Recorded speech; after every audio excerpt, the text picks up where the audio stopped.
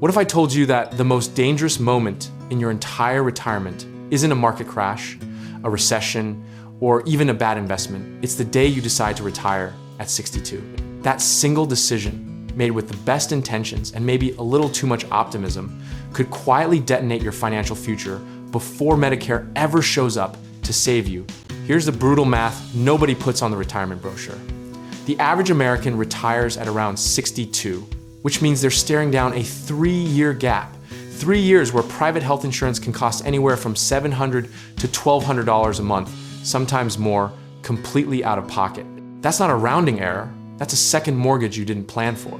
Think of your portfolio like a campfire, and every withdrawal is a log. You throw on it normally, you're adding logs slowly, letting the fire breathe and grow.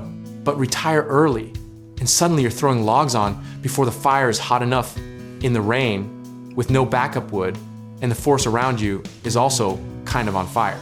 The optimism that carried you to that retirement party, the clinking glasses, the cards signed by 30 coworkers.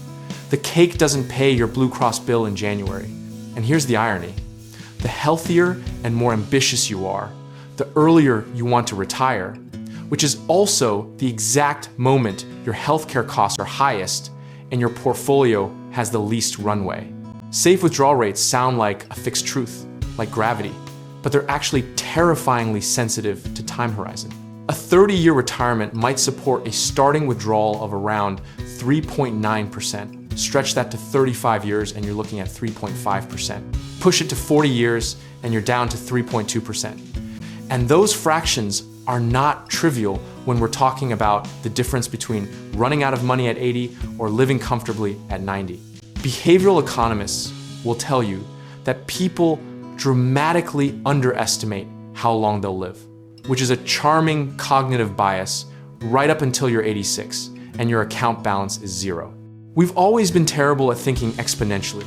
It's why lottery tickets sell and why I'll figure out healthcare later feels like a plan.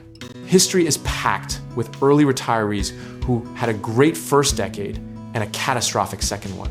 The 1968 retiree, the 1999 retiree, people who looked like geniuses for 6 or 7 years and then watched sequence of returns risk quietly hollow out everything they built. The lesson isn't that early retirement is impossible. It's that the ones who survived had buffers, flexibility, and a willingness to adjust spending when the world got weird.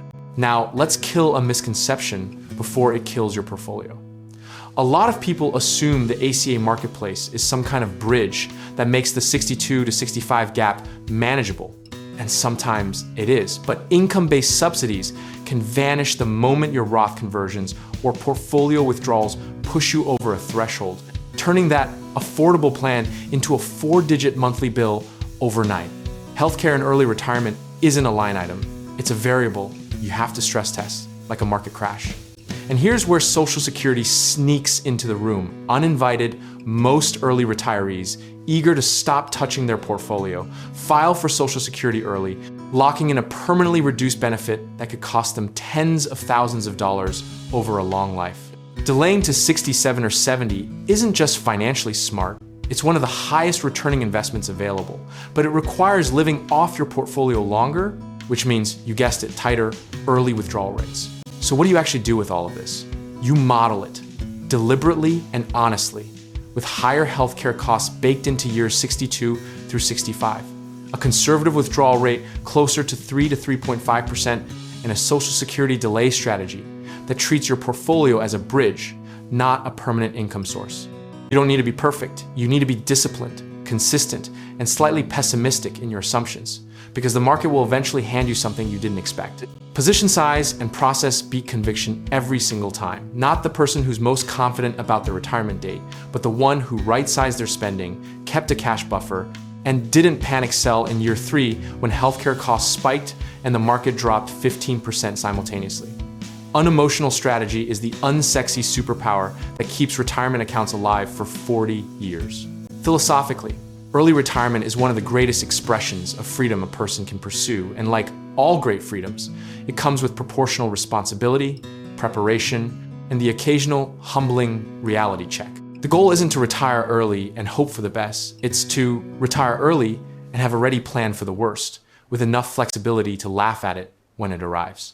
And if you're sitting there thinking, I'll just figure it out, we love the energy, genuinely, but your 62-year-old self is going to call your current self and ask some very pointed questions about healthcare premiums and withdrawal rates, and you want to have good answers ready. Discipline, sizing, consistency, that's the whole game. And it's more forgiving than you think if you start playing it correctly right now. Whether you're just starting to think about early retirement or you're already in the gap between 62 and 65, we can help you build a plan that accounts for all of it. Check out our links in the description below, where we help people with real estate investing, home contracting work, and finding the right lenders to make your financial future more resilient.